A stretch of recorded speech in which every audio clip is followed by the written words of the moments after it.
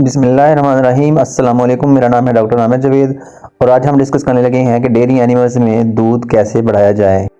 Dairy animals में हम मुख्तलिफ़ चीज़ों को मद्देनज़र रख कर दूध की मकदार को मैक्सिमम हद तक बढ़ा सकते हैं। जिस चीज़ को हम सबसे पहले डिस्कस करेंगे वो है ड्राई काउ थेरापी, यानी कि दूध देने वाले जानवरों को हम किस वक्त खुश्क करते हैं, किस वक्त दूध लेना छोड़ देते हैं। जानवरों को ड्राई करने का सबसे बेसिक मकसद ये होता है कि जानवर अपने आप को, अपनी बॉडी को इस तरह से तैयार करे कि नेक्स्ट लैक्टेशन में मैक्सिमम प्रोडक्शन दे सके।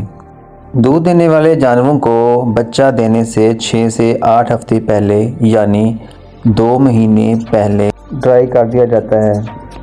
ड्राई पीरियड में कैल्शियम इंटेक बिल्कुल बंद कर देते हैं। ये इसलिए बंद करते हैं कि जानवर अपने आप को, अपनी बॉडी को खुद तैयार करे और इस अहल बनाए कि नेक्स्ट लैक्टेशन में मैक्सिमम प्रोडक्शन दे सके।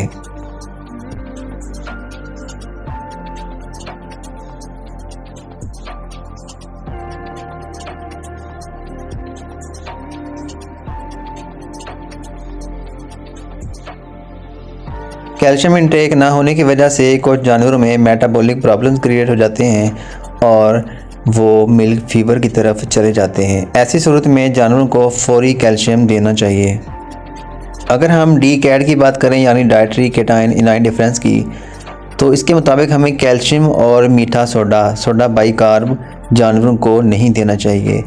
DCAD के मुताबिक जानवरों को हम केटाइंस बिल्कुल नहीं देते और एनाइंस देते हैं, यानी कि हमने जो pH है वो एसिडिक रखनी होती है।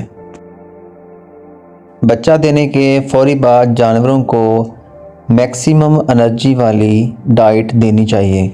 ड्राई काउ थेरापी में हम जानवरों को कंसनट्रेट यानी वंडा ऑफ़र नहीं करते, क्योंकि कंसनट्रेट यानी वंडे का असल काम दूध की मकदार को बढ़ाना होता है। हमें ड्राई काउ थेरापी में दूध की मकदार नहीं चाहिए होती, हम जानवर को खुश्क कर रहे होते हैं, तो इस सूरत में हम कंसनट्रेट यानी वंडा बंद कर देते हैं। बच्चा देने के फौरी बाद जानवर को एनर्जी वाली खुराक कंसनट्रेट यानी वंडा और DCP यानी कैल्शियम की ज़रूरत होती है। दूध निकालने के बाद जानवर की कैल्शियम इंटेक का खासा ख्याल रखा जाता है कि कहीं जानवर को मिल्क फीवर ना हो जाए।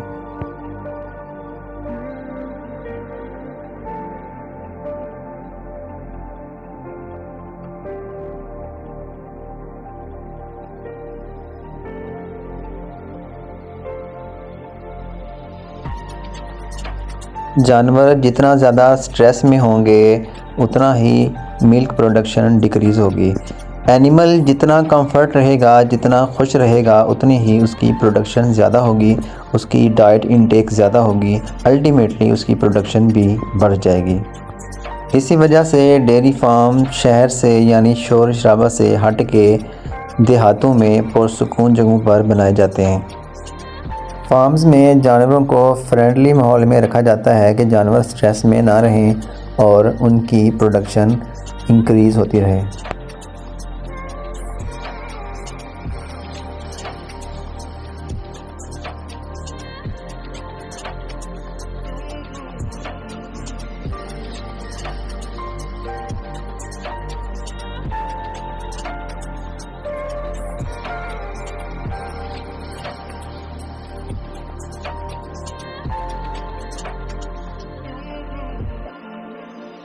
जानवरों के मैदे के 4 हिस्से होते हैं, र्यूमन, रेटिकुलम, ओमेज़म और एबोमेज़म। र्यूमन में ज़्यादातर फर्मेंटेशन का काम होता है और ज़्यादा कंसनट्रेट यानी ज़्यादा वंडा फीड कराने से र्यूमन एसिडोसिस हो जाती है। र्यूमन एसिडोसिस यानी तेज़ाबियत से बचाने के लिए हम खुराक में रोज़ाना के मामूल के मुताबिक मीठा सोडा यानी सोडा बाइकार्ब इस्तेमाल करते हैं। र्यूमन के एनवायरनमेंट को स्टेबल रखने के लिए हम एनिमल्स की फीड में यीस्ट का इस्तेमाल भी करते हैं। र्यूमिनल एसिडोसिस इतनी ख़तरनाक है कि इससे मिल्क प्रोडक्शन डिक्रीज़ होने के साथ साथ एनिमल का वेट लॉस भी होता है, वज़न कम होना शुरू हो जाता है और सीवियर कंडीशन में ज़्यादा तबीयत ख़राब होने की सूरत में जानवरों की मौत भी हो सकती हैं। एनिमल्स में मेटाबॉलिक इश्यूज जानवर की हेल्थ पर डायरेक्टली असरअंदाज होते हैं। मेटाबॉलिक डिजीज़ में सबसे पहले मिल्क फ़ीवर होती है। जानवरों में कैल्शियम की कमी की सूरत में मिल्क फ़ीवर हो जाता है और हमने खुराक में कैल्शियम की इनटेक की वजह से इसको मैनेज करना होता है। हम ऐसी कौन सी मैनेजमेंट करें कि जानवरों में मेटाबॉलिक डिसऑर्डर्स ना हों।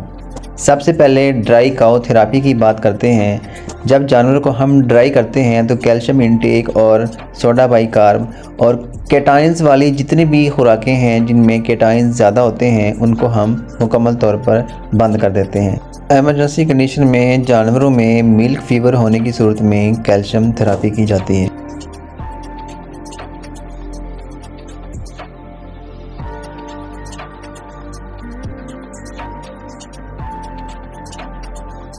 इसके बाद जो बात सबसे ज़्यादा डिस्कस करने के काबिल है वो है BCS यानी बॉडी कंडीशन स्कोर। BCS का मतलब ये होता है कि जानवर कितना ज़्यादा हेल्दी यानी कि मज़बूत है और कितना ज़्यादा लीन यानी कमज़ोर है।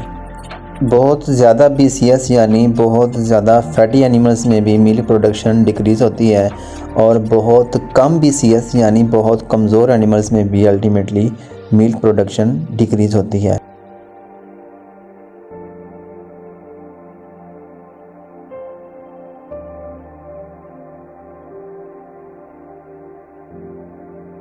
इसके बाद हम डिस्कस करते हैं फीड एडिटिव्स को। फीड एडिटिव्स में हम जानवरों को यीस्ट, प्रोबायोटिक्स, प्रीबायोटिक्स या ऑर्गेनिक एसिड्स भी देते हैं।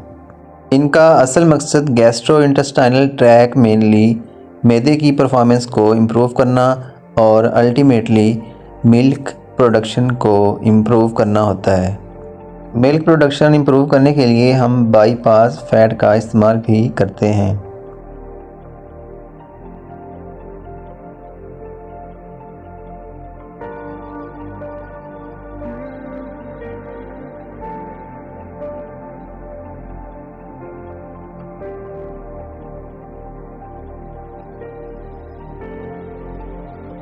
जानवरों को ऑफ़र की जाने वाली खुराक अगर अच्छी क्वालिटी की नहीं है तो उसमें एंटी न्यूट्रिशनल फैक्टर्स ज़्यादा होते हैं।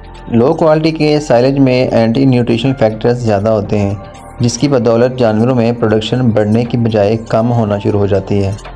एंटी न्यूट्रिशनल फैक्टर्स को ख़त्म करने के लिए हम अच्छी क्वालिटी की खुराक और खुराक में टॉक्सिन बाइंडर्स का बाकायदगी से इस्तेमाल करते हैं।